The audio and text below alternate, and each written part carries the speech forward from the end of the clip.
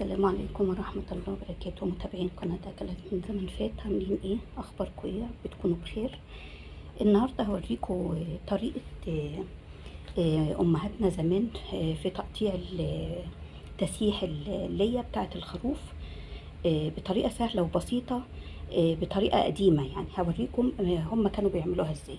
زي ما انتم شايفين كده بيقطعوها حتت صغيرة. انا مقطعها حتت صغيرة خالص كده اهي.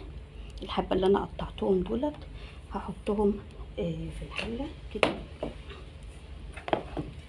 واقطع الباقي ده بالطريقة دي كده.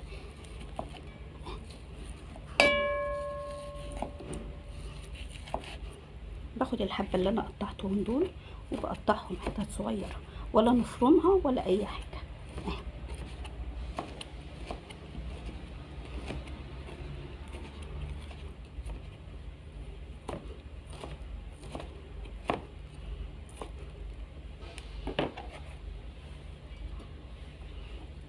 هعمل برضو الباقي.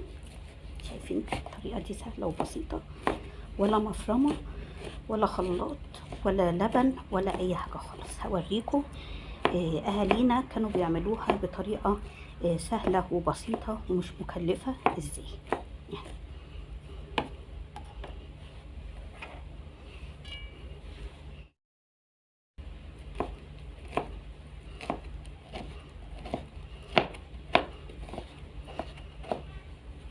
طبعا انت عشان تقطعيها بسهولة تكوني مجمداها شوية في الفريزر. شايفين يعني هي متجمدة شوية، مش جامدة جامد يعني هي متجمدة شوية بحيث ان هي زي ما انتم شايفين سهلة جدا اهي. بصوا انا بقطعها كده اهي. لو هي طرية كانت هتعكسني في التقطيع، لكن هي زي ما انتم شايفين كده سهلة وبسيطة خالص عشان متجمدة في الفريزر شوية.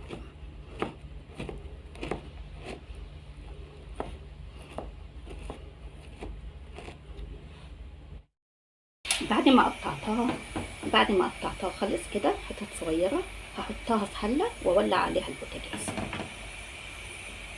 زي ما انتم شايفين بالطريقة دي. النار في الاول هتبقى عالية، بعد النار ما تبقى عالية بعد شوية هوطلها النار خالص.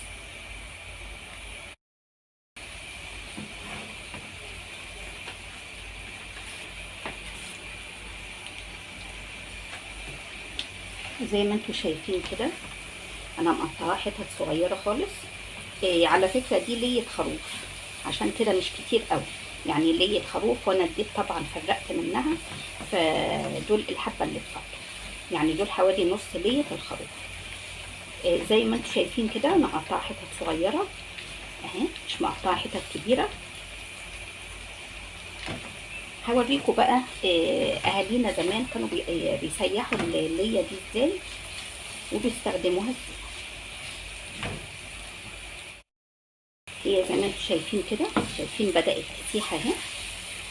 اول ما تبدأ تسيح كده وتكش كده هنزل عليها بكوباية من الزيت، كوباية واحدة بس.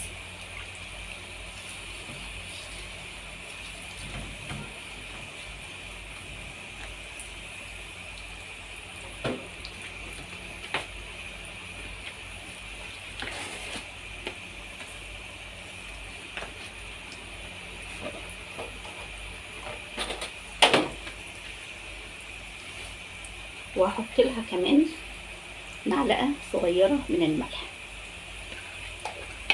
بس كده،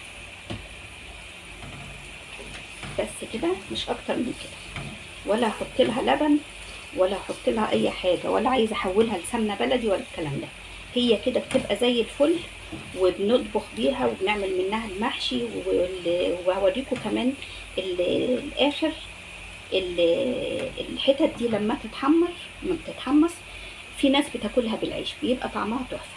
انا هوريها لكم لما تستوي هتبقى شكلها عامل ازاي. زي ما قلت لكم ولا احط عليها لبن ولا الكلام ده خالص. هما زمان كانوا بيسيحوها بالطريقه دي، مش اكتر من كده ولا اقل من كده. هسيبها بقى تغلي وهوطلها النار. اثناء بقى ما هي بتغلي هنزل عليها كده بكام ورقه من ورق الغار او الورق اللوري عشان برضو يديها ريحه حلوه.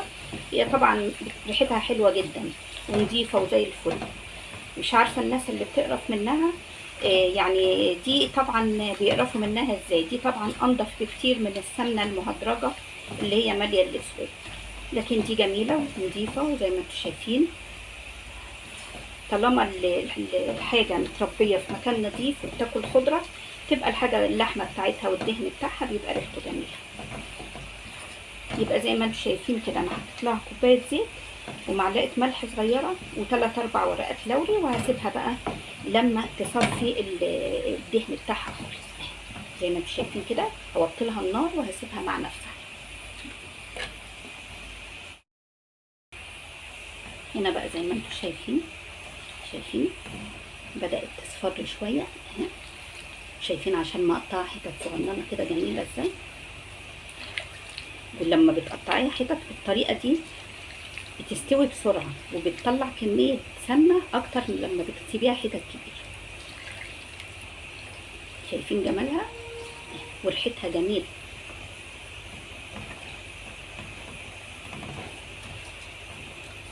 طبعا لازم ايدك تبقى فيها على طول عشان بتتحرق بسرعه في المرحله دي.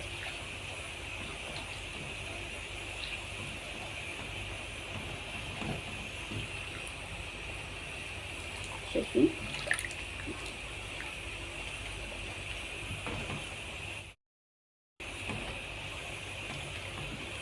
طبعا هي كده شويه، فاضل لها حاجه بسيطه خالص وعايزاه بس يبقى لونها ذهبي.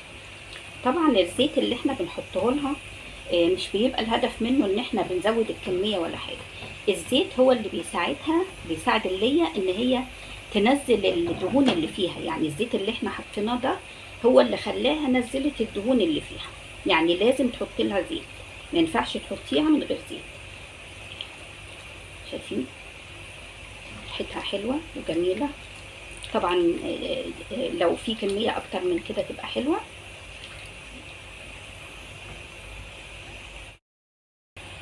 هي كده خلاص بقت تمام. شايفين اللون بتاعها. طبعا احنا مش عايزين نحرقها اكتر من كده علشان تبقى لونها تبقى زي السمنه البلدي. لما تحطيها في البرطمان وتجمد تبقى بيضه كده وحلوه زي السمنه البلدي. فانا بقى هطفي عليها وهسيبها تبرد، ولما تبرد بقى هنصفيها ونحطها في برطمان.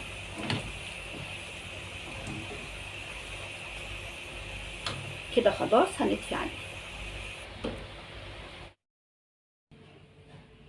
ودي كانت السمنه بقى. شفتوا شايفين السمنه بقى دي عامله ازاي، مرمله ازاي، ولا حطينا لها لبن ولا حطينا لها اي حاجه. تستخدميها بقى مع باميه، مع تحطي منها على الملوخيه. وطبعا ده الورق اللوري زي ما انتم شايفين كده. ده الورق اللوري طبعا هرميه.